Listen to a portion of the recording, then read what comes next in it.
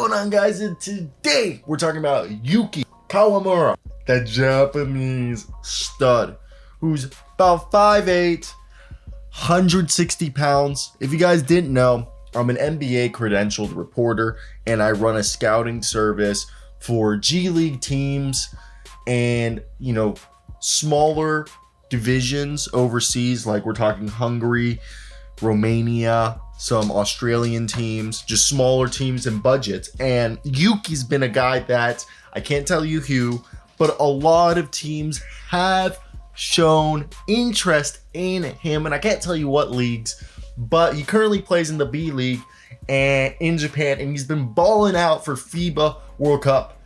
The first game wasn't that special. I actually texted a GM about his first game, and then today I was like, holy crap, it was a 180. So let's get right back into it and talk about Yuki Kawamura. And if you guys haven't heard about him before, but this guy, oh my god, his live dribble passing ability is something to love.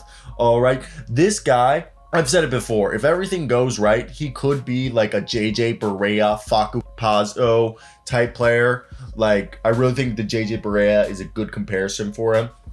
And this is something that's incredible because all eyes are on Yuki Kawamura after he destroyed Larry Markkinen and the Finnish basketball team.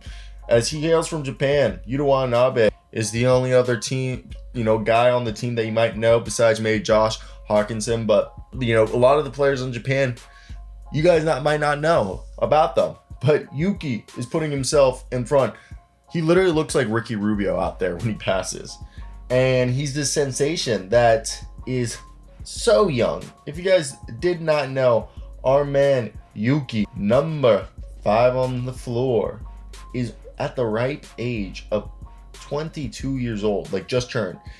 He's like 5'8", 160 pounds.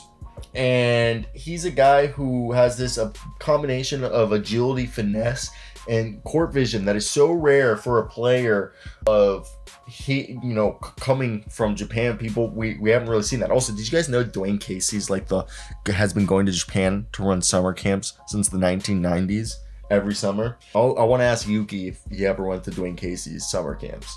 But Yuki's ability to effortlessly switch from being, the offensive ball handler to this three-point shooter. And this was something that I remember when we were talking about Yuki, and the intel about him was we wanted him to shoot more threes. We wanted him to create more. And I was literally texting a GM yesterday, and he agreed with me. We wanted to see more out of Yuki after the first game. Game 2. He did more. And what I mean more was create more for himself, create more for his teammates. And that's what he did. He came out, dropped like 9 assists, came out, shot a bunch. Like the first game, he still bombed threes. The threes weren't falling. The whole team couldn't hit a three. Tonight, all right? The impact that he's having as being a prodigy is immense, is like unreal. This is a guy who averaged like 20 and 10 overseas. And yes, he might be 5'6", but man, what this guy can do potentially in the long run, I think it's unreal. It's really unreal, okay?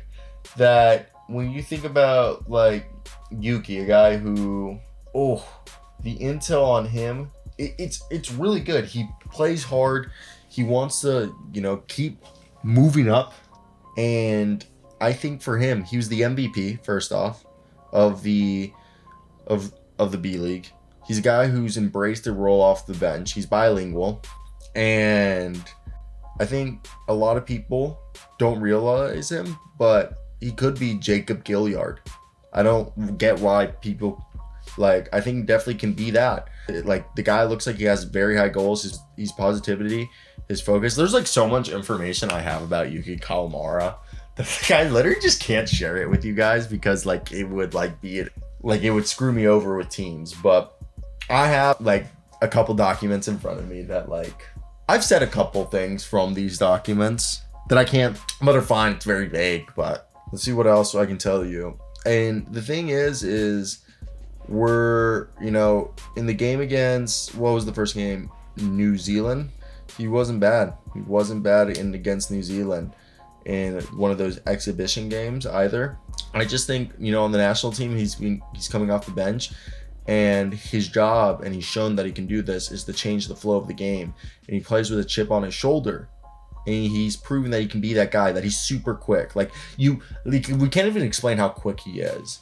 And dude, this guy shoots over 8 threes a game, like almost 10 threes a game. Love it. And he's showing that he's very humble, he's good.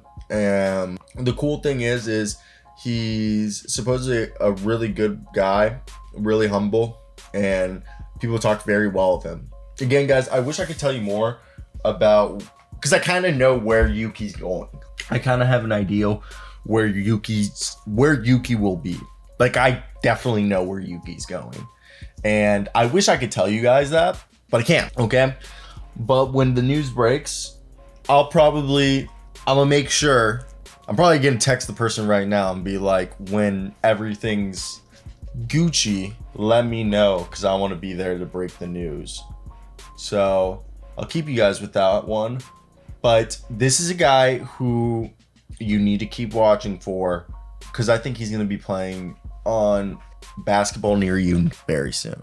And it might not be at the level you expect, but expect the guy to get his opportunity. Because like I said, I really think he could be the next JJ Barea. Seriously.